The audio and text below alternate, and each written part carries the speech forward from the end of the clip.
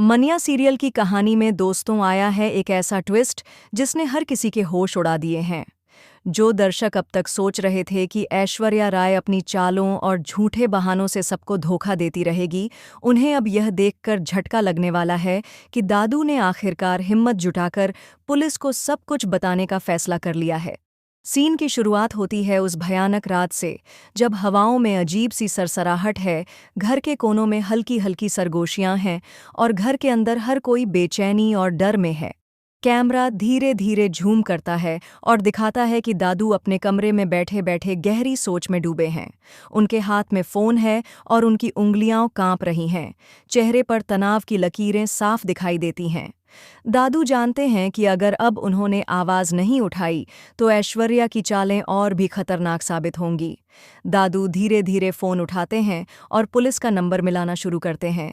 उनके होंठ बुदबुदाते हैं, अब बहुत हो गया, अब और बर्दाश्त नहीं होगा। जैसे ही कॉल लगने वाला होता है, तभी कमरे का दरवाज़ा अचानक खुलता है और ऐश्वर्या राय वहां आ धमकती है। उसके चेहरे पर घबराहट और गुस्से का अजीब सा मिश्रण है। वह झटके से दादू के हाथ से फ़ोन छीनने की कोशिश करती है। दादू उसे रोकते हुए कहते हैं, ऐश्वर्या, अब तेरे झूठ और तेरा खेल सब खत्म होगा, पुलिस सब जान जाएगी। लेकिन ऐश्वर्या हंसते हुए कहती है, दादू, आप बहुत भोले हैं। आप सोच भी कैसे सकते हैं कि मेरी सच्चाई इतनी आसानी से सबके सामने आ जाएगी? ये फ़ोन, ये कॉल, ये सब बेमानी है। दादू फिर भी हार नहीं मानते। वे फ़ोन छीनने की कोशिश करते हैं और कॉल बटन दबा देते हैं, लेकिन अजीब तरह से नेटवर्क फेल हो जाता है। फ़ोन बार बार कॉल ड्रॉप कर देता है। दादू हैरान रह जाते हैं और ज़ोर से चिल्लाकर कहते हैं, भगवान भी तुम्हारे साथ नहीं है ऐश्वर्या, सच ज़्यादा देर छुपता नहीं। तभी पीछे से मल्लिका आ जाती है। मल्लिका घबराई हुई आवाज़ में कहती है, मम्मी, ये सब क्या कर रहे हैं?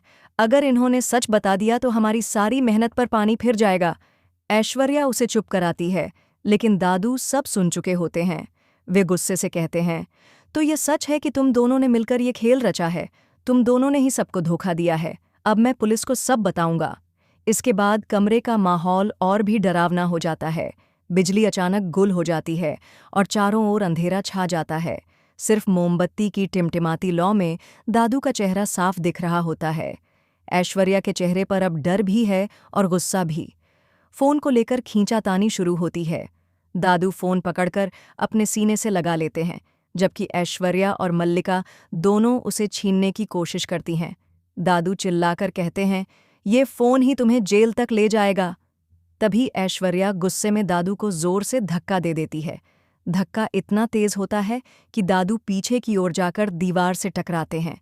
उनके सिर से खून बहने लगता है और वे वहीं ज़मीन पर गिरकर बेहोश हो जाते हैं। मल्लिका चीख उठती है, मम्मी, आपने ये क्या कर दिया? अगर ये सच में मर गए तो हम फंस जाएंगे। ऐश्वर्या तुरंत शांत होकर मल्लिका को कहती है, चुप रहो, अभी ये सिर्फ बेहोश हुए हैं। हमें इन्हें छुपाना होगा, कोई इन्हें ऐसे देख लेगा तो सब कुछ खत्म हो जाएगा। दोनों मिलकर दादू को घसीटकर कमरे से बाहर ले जाते हैं। इसी बीच बाहर खड़ा किडनैपर, जिसे ऐश्वर्या ने पहले ही बुला रखा था, दरवाजे पर दस्तक देता है। ऐश्वर्या उसे इशारा करती है और कहती है, इन्हें उठाकर वहीं ले जाओ जहां कोई इन्हें ढूंढ भी न पाए। किडनैपर दादू को कंधे पर उठाकर ले जाता है, लेकिन दोस्तों, ट्विस्ट यहीं खत्म नहीं होता। जैसे ही किडनैपर दादू को बाहर ले जा रहा होता है, तभी मन्नत खिड़की से ये सब देख लेती है। मन्नत का चेहरा डर और हैरानी से सफ़ेद पड़ जाता है। वह बुदबुदाती है, हे भगवान, ये सब मेरी आंखों के सामने क्या हो रहा है? अगर मैंने अभी कुछ नहीं किया तो दादू की जान खतरे में पड़ जाएगी। मन्नत भागकर विक्रांत के कमरे में जाती है और कहती है, विक्रांत, हमें तुरंत कुछ करना होगा। दादू खतरे में हैं। ऐश्वर्या और मल्लिका ने मिलकर उन्हें किडनैपर के हवाले कर दिया है। विक्रांत पहले तो चौंक जाता है, फिर गुस्से में उसका चेहरा लाल हो जाता है। वह कहता है, अब बहुत हो गया। मैं अब ऐश्वर्या का असली चेहरा सबके सामने लाऊंगा, चाहे इसके लिए मुझे कुछ भी करना पड़े। दोनों चुपके से ऐश्वर्या और मल्लिका का पीछा करने लगते हैं। उधर ऐश्वर्या अपनी बेटी मल्लिका से कह रही होती है, अब ये दादू कभी वापस नहीं आएंगे। ये राज हमेशा राज ही रहेगा। कोई हमारा कुछ नहीं बिगाड़ पाएगा। लेकिन कैमरा धीरे धीरे झूम करता है और दिखाता है कि पीछे खड़ा किडनैपर अपने फोन पर किसी से गुपचुप बातें कर रहा है। शायद किडनैपर भी ऐश्वर्या को धोखा देने वाला है। दोस्तों, यहाँ पर असली खेल शुरू होता है, क्योंकि आने वाले एपिसोड में आप देखेंगे कि दादू की हालत नाजुक हो जाएगी। डॉक्टर कहेंगे कि अगर उन्हें समय पर अस्पताल नहीं पहुंचाया गया तो उनकी जान भी जा सकती है। दूसरी ओर मन्नत और विक्रांत सबूत जुटाने के लिए जान पर खेल देंगे। क्या मन्नत दादू को बचा पाएगी? क्या विक्रांत ऐश्वर्या और मल्लिका की सच्चाई सबके सामने लाएगा? या फिर ऐश्वर्या एक बार फिर चालाकी से सबको मात दे देगी? हर पल कहानी में नया मोड़ आने वाला है। कभी मन्नत के हाथ में सबूत होगा, तो कभी ऐश्वर्या चालाकी से उसे गायब कर देगी।